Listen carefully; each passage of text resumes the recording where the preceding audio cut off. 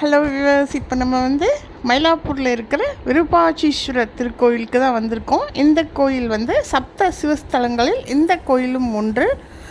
மயிலாப்பூரை சுற்றி இந்த கோயில்கள் இருக்குது. இந்த விருப்பாட்சீஸ்வரர் சிவன் கோயிலில் சிவபெருமான் லிங்க வடிவில் நமக்கு காட்சி தருகிறார். சிவபெருமானின் பெயர் விருப்பாட்சீஸ்வரர், தாயாரின் பெயர் விசாலாட்சி.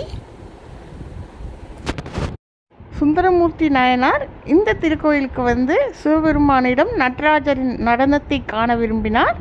சிவபெருமான் அவருக்கு இங்கு நடராஜரின் நடனத்தை நடத்தி காட்டினார் என்பது இக்கோவிலில் உள்ள வரலாறு.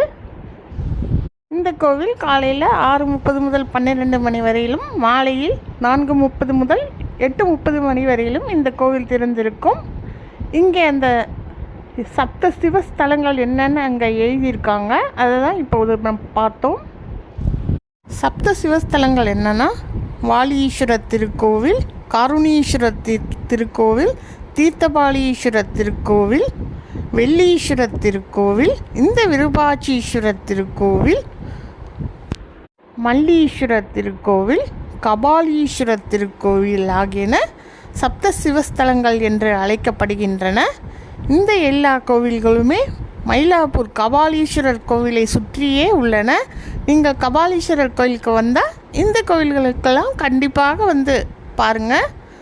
இந்த கோவில் ரொம்ப அழகாக இருந்தது.